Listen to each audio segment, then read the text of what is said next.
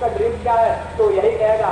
अगर सेंट्रल की बात आएगी तो आर्मी कहेगा, बीएसएफ कहेगा, और अगर राज्य की बात आएगी तो पुलिस की बात करेगा, क्योंकि वो अपने ड्रीम को भी अपनी हैसियत के अनुसार ही देखता है। तो कभी नहीं कहता कि हम डॉक्टर बनना चाहते हैं, हम इंजीनियर बनना चाहते हैं। वो बड़े घर के बच्चे करते होंगे काम, लोग कहते होंगे, लेकिन जो वास्तव में चीजों को समझते हैं ना, जो हकीकत से रूबरू है, वो यही कहते हैं। हम लोग भी जब छोटे थे, जब स्कूल में हमारे कोई पत्रकार आते थे, जब हम लोग 6ठी क्लास में 7वीं क्लास में पढ़ते थे, तो हम लोग भी पहला सपना यही कहते थे कि हम लोग आर्मी बनेंगे। तो ये स्वाभाविक है। हाँ, यहाँ जितने भी लोग बैठे हैं मिडिल क्लास फैमिली के घर के बेटे और बेटियां हैं, उनको अपने सपनों को भी मालूम है कि उनकी उड़ान कहाँ तक है। उन्होंने परिस्थितियों के साथ समझौता कर लिया है, और जहाँ तक डिफेंस की बात है, बहुत मेहनत के साथ लोग डिफेंस में आते हैं। तो मेरा मानना है कि हम लोग भी बहुत करीब से तैयारियों को किया है। हम लोग भी सुबह 4 बजे 5 बजे उठते थे, दौड़ लगाते थे, कई सालों तक हम लोग भी दौड़ लगाए हैं। और जहाँ तक डिफेंस की बहालियों का सवाल है, बहुत मेहनत करना पड़ता है। और हमारे धनबाद बोकारो में तो आज भी एक कहावत है, गांव देहात में आज भी एक कहावत आज से 30-40 साल पहले कही जाती थी कि झारखंड के जो बच्चे हैं वो 2 ही कामों में नौकरी पा सकते हैं, या वो टणिया में दौड़ के, नहीं तो मंडिया कोड़ के। हमारे गाँव में आज भी कहा जाता है। टणिया में दौड़ने का मतलब है हमारे जो पूर्वज नौकरी लेते थे ना, वही हवलदार, चपरासी, दरोगा, पुलिस, वही हमारी हैसियत थी। देखिए, हम मानते हैं हमारे सपने देखने का हक है, हम अपने सपनों को आसमान तक देख सकते हैं, आसमान यानी किसी पायलट के रूप में देख सकते हैं, लेकिन सच्चाई यही हम लोग मिडिल क्लास फैमिली से हैं, उसके लिए बहुत बड़ा बजट का वहन करना पड़ता है। तो हमने अपने सपने हमेशा अपने बजट के अनुसार ही देखे हैं। और ये गाँव देहात की कहावत सही में आज भी चरितार्थ है कि झारखंड के इधर 2 चीजें नौकरियां करवा। आज से 30-40 साल पहले कहावत थी कि मटिया कोड़ के, नहीं तो टणिया दौड़ के। मटिया कोड़ने का मतलब है कि हमारे उधर माइंस का एरिया है, जो हमारे पूर्वज उस समय मिट्टी काटने के लिए गए थे, उनको ब्रिटिश के में सरकारी नौकरी लग गया था, और बाकी लोग वही हवलदार, चपरासी, पुलिस की बहाली को क्लियर करते थे आज से 30-40 साल पहले।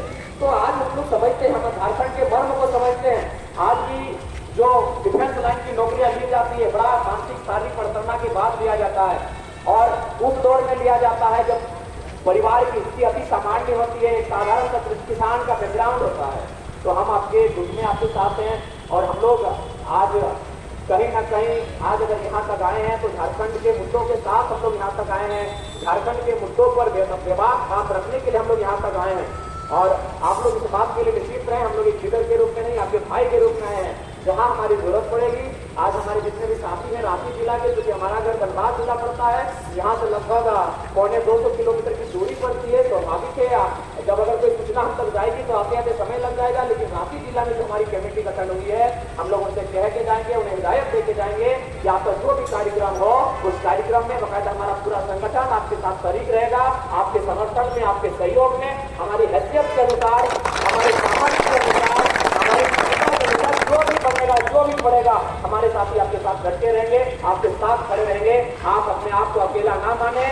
ऐसे भी लोग जब संघर्ष करते हैं तो मैं आशा करता हूं कि संघर्ष वही लोग करते हैं जो अपने आप को मानसिक रूप से, शारीरिक रूप से बहुत बलवान पाते हैं, और हम उम्मीद करते हैं कि आपकी लड़ाई जाया नहीं जाएगी। संघर्ष से झारखंड बना है, संघर्ष से हमें झारखंड मिला है, संघर्ष से हमें अधिकार मिलेगा।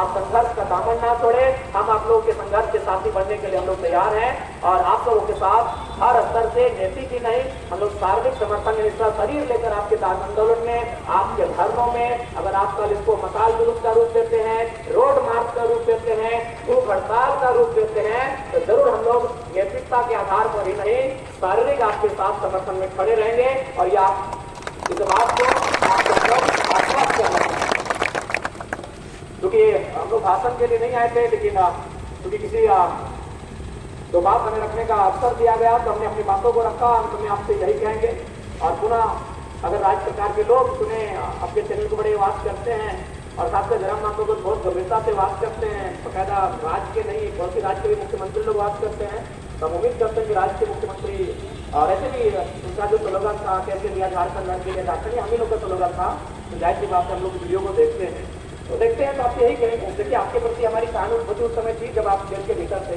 कि कहीं ना कहीं आप एक झारखंड की पृष्ठभूमि के नेता हैं, इसलिए आपके साथ ऐसा हो रहा है। तो अगर राज्य के युवाओं की सहानुभूति आपके ऊपर थी तो हम उम्मीद करते हैं कि आपकी भी सहानुभूति इन भाइयों के ऊपर, इन बहनों के ऊपर बने। आप देख सकते हैं, अगर यहाँ तक नहीं आ पाते हैं, अगर आपको लगता है यहाँ के तापमान में गर्मी ज्यादा है, तब इसी कमरे में बैठकर अपने मोबाइल को चलाकर देख सकते हैं। मीडिया वाले विजुअल को दिखा रहे हैं कि किस प्रकार बहन लोग अपने छोटे बच्चे को गोद में लेकर आई है। इनके चेहरे पर जो शिकन है ये साफ दिखाई दे रहा है, इनके माथे की जो लकीरें हैं वो साफ दिखाई दे रही है, साफ झलक रही है कि आज ये किस दौर से गुजर रहे हैं। तो मैं आज जो सत्ता में बैठे लोग हैं, विपक्ष में बैठे लोग हैं, यानी कि विधानसभा के अंग हैं, मैं उनको ये संदेश देना चाहूंगा, उन तक अपनी आवाज संप्रेषित करना चाहूंगा कि आप लोग उस एसी के कमरे से बाहर आए, इन बहनों के साथ, इन भाइयों के साथ बैठे। क्योंकि कहा गया है बात से बात बनती है, बातचीत से समस्या का हल निकलता है। आप लोग बातचीत के लिए आगे आए और इनकी समस्याओं का निदान करें। क्योंकि हमें बड़ा दुख लगा, हमने एक पोस्टर भी देखा, किसी भाई ने लिखा था हमें नक्सली बनने के लिए मजबूर ना किया जाए। ये बड़ा दुख लगता है।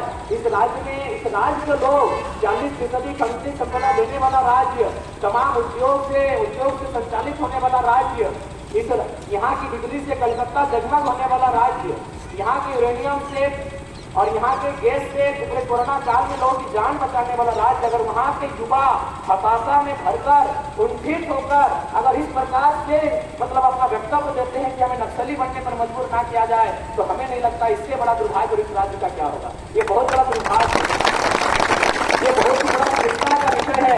ये बहुत ही बड़ा चिंता का विषय है कि ये नौजवान जो इसी राज्य के भविष्य हैं, जिनके कंधों पर इस राज्य की सुरक्षा टिकी है, जो और बकायदा इन्होंने अभी तक बहुत ही मेहनत के साथ और मजबूती के साथ इस राज्य की सुरक्षा में अपने कर्तव्यों का निर्वहन किया है, और अगर वे लोग कुंठित होकर, अपने मनोभाव से ग्रसित होकर अगर इस प्रकार की टिप्पणी करते हैं, तो इसके लिए कहीं ना कहीं वो सिस्टम दोषी है।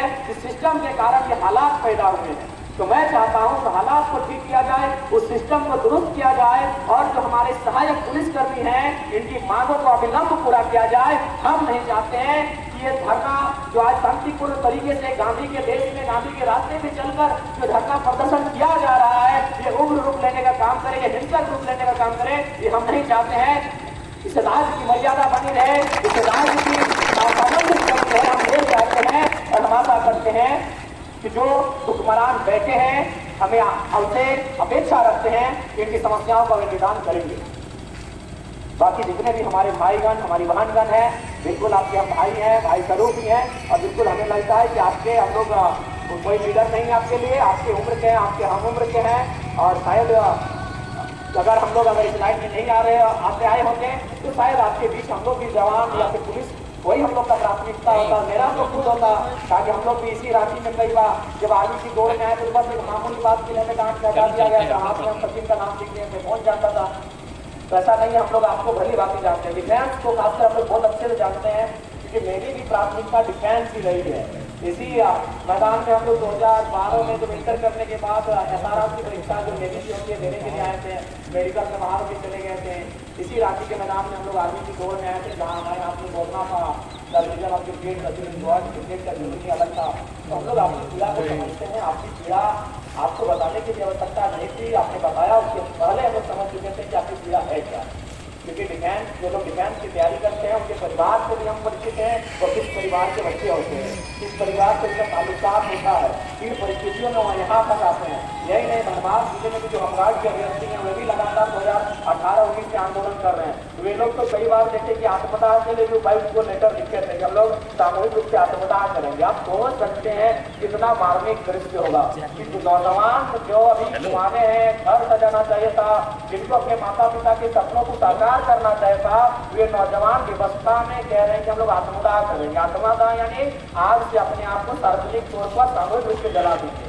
सोच सकते हैं कि कितना मतलब इस सिस्टम में कितने करप्टेड लोग जाकर बैठे हैं, कितने मतलब उदासीन लोग जाकर बैठे हैं, जिनको सिस्टम से बाहर, अपने परिवार से बाहर झांक कर देखने का अवसर तक नहीं मिल रहा है। ये हमें बड़ा खेद के साथ और बड़े मार्मिक तौर के साथ कहना पड़ रहा है। लेकिन हमें आस्था है इस राज्य में, हमें आस्था है आपके संघर्ष में, हमें आस्था है तमाम मीडिया कर्मी जो लोकतंत्र के चौथे स्तंभ जाने जाते हैं, आपके पूर्ण आस्था है कि आप इनके मुद्दों को गौण नहीं होने देंगे, आप इनकी आवाज को गौण नहीं होने देंगे, और लोकतंत्र के चौथे स्तंभ के माध्यम से इस राज की आबो हवा में इनके मुद्दे गर्मजोशी के साथ बहते रहेंगे। हम आपसे गुजारिश करना चाहेंगे, जितने भी लोकतंत्र के चौथे स्तंभ आए हैं, हम आपसे आग्रह करना चाहेंगे कि हमारे जो सहायक पुलिस कर्मी के भाईगण बहनगण यहाँ धरना पर बैठे हैं, इनके मुद्दों को आप लोग गौर नहीं होने देंगे और इनकी आवाज को आप लोग मौन नहीं होने देंगे। ये हम आपसे अपेक्षा रखते हैं, ये आपसे हम गुजारिश करते हैं।